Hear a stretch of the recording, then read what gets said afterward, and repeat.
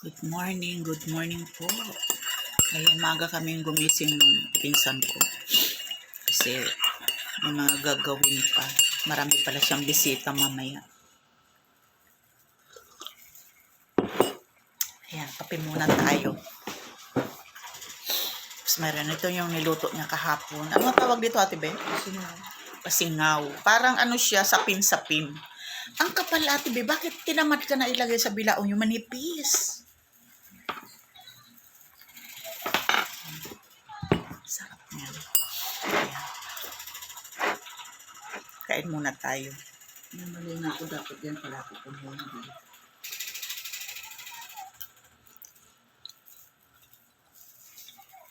Bakit parang matabang? Hindi. Hindi. Hindi katulad ng mga luto mo nung nakaraan. Namnamin mo. Matamis yan. Hindi, matabang na to. Matabang siya. Pero tama lang. Pero nakita ko ang dami mong nilagay na gatas. Tatlo. Tapos Asukal, ang dalawang dami. asukal. Ano to, sapin-sapin sa Tagalog. Sarap.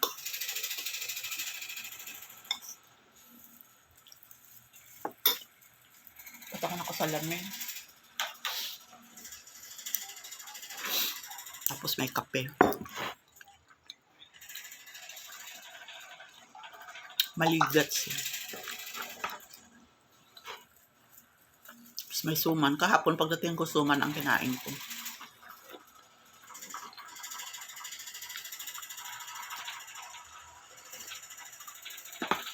Gabi na sila natulog dyan. Nagising akong laon na yata. Nagkakanta pa. Diyan sila nag-inom.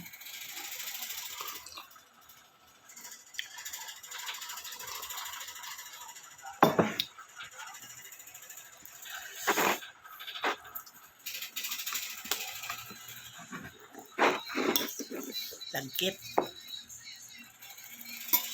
Ano to? Giniling? Na malagkit mismo?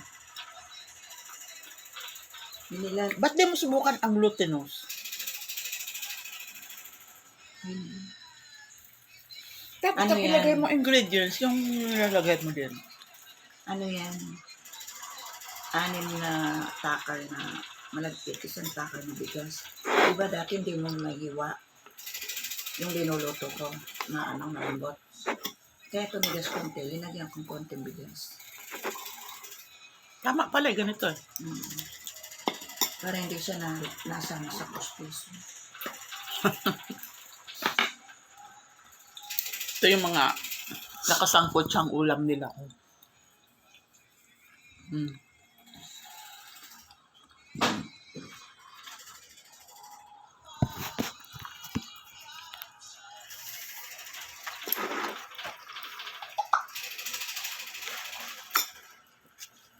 Parang ang hirap na malunok eh.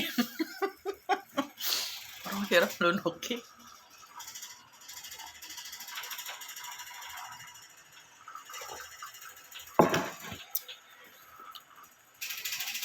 Nakita ko doon sa loob yung suman. Nag-aalanganin ako. Magsuman ba ako? Kung magpalitaw. Ay, ano ba to? Pasingaw.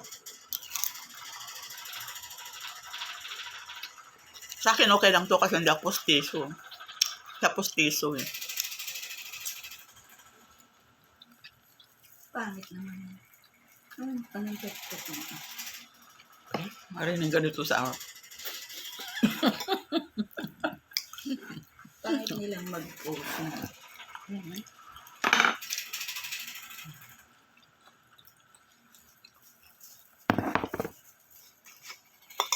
Bigat siguro na yung ano. Yeah.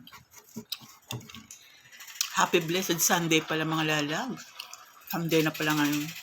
Bukas katapusan na. Bakit holiday ba bukas? Huling araw daw ng Ramadan. Sabi nila, ewan ko lang. Naka-red yata yung matwa, hindi? Hindi man? Kaya may pasok si Sen. Ako ang chat pala ako siya. Ayan, good morning, good morning. Ay, kape na kayo malalabs bago tayo mag-umpisa ng mga gagawin. Kape-kape muna.